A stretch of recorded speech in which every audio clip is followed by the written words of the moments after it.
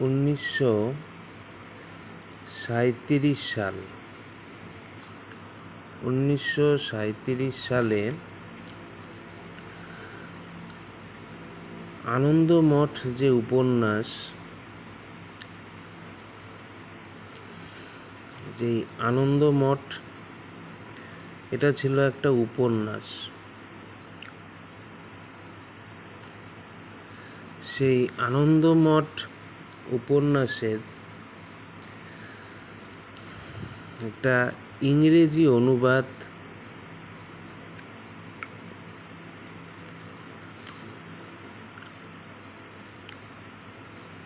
জোগাড় করে। ইংরেজি অনুবাদ জোগাড় করেন কে? জোগাড় করেন পণ্ডিত জওহরলাল নেহেরু। জওহরলাল নেহেরু। তো জওহরলাল নেহেরু এই যে আনন্দমঠ উপন্যাসের ইংরেজি অনুবাদ জোগাড় করেন 1937 সালে, সেটা কেন করেন? কারণ হিন্দু আর মুসলিম বা মুসলমান, তাদের মধ্যে যে দ্বন্দ্ব, সেই দ্বন্দ্বের অবসান ঘটানোর জন্য জওহরলাল নেহেরু এই আনন্দমঠ উপন্যাসের ইংরেজি অনুবাদ জোগাড় করেন। কেন? কারণ এতে বলতে এই আনন্দমঠ উপন্যাসে যে বন্দে মাতরম সংটা আছে, সেখানে অনেক হিন্দু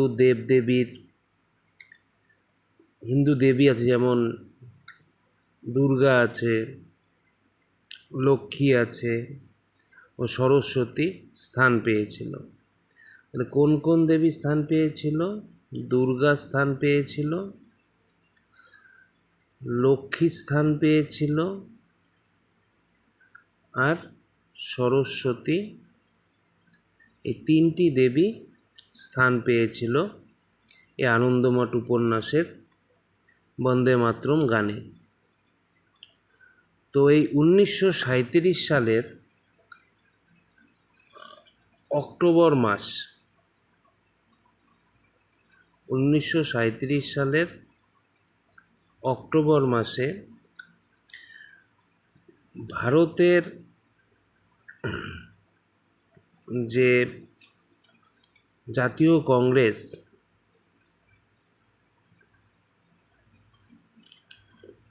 সেই জাতীয় কংগ্রেস এই বন্দে মাতরম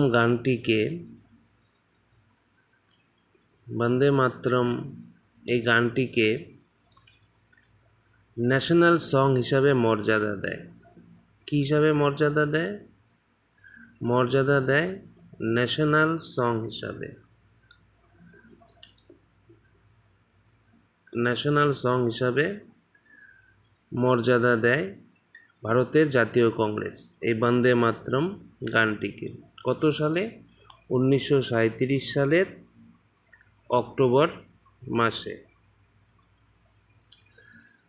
এবং এই মর্যাদাটা 1947 সালের যে স্বাধীনতা লাভ করে ভারত, তার পূর্ব পর্যন্ত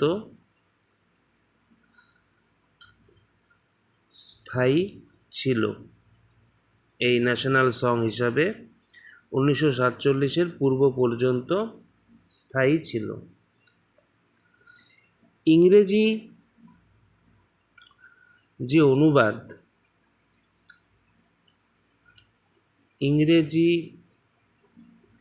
যে অনুবাদ, সেই অনুবাদটার নাম হলো মাদার আই বো টু দি। এটার আক্ষরিক অর্থ I praise the mother, mother I বো টু দি, যা আক্ষরিক অর্থ আই প্রেইজ দি মাদার। এবার 1950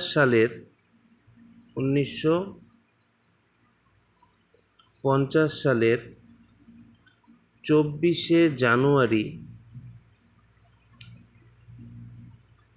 এই দিনটায় যে গণপরিষদ কনস্টিটিউয়েন্ট অ্যাসেম্বলি, সেই গণপরিষদ কর্তৃক এই গানটিকে ন্যাশনাল সঙের মর্যাদা লাভ, গণপরিষদ কর্তৃক গানটি ন্যাশনাল সঙের মর্যাদা লাভ করে 1950 সালের 24শে জানুয়ারি। আরেকটা হয়েছিল 1937 সালের অক্টোবর মাসে। ভারতের জাতীয় কংগ্রেস বন্দে মাতরমকে মর্যাদা দেয় ন্যাশনাল সং হিসাবে, কিন্তু সেটা 1947 স্বাধীনতার আগ পর্যন্ত স্থায়ী ছিল।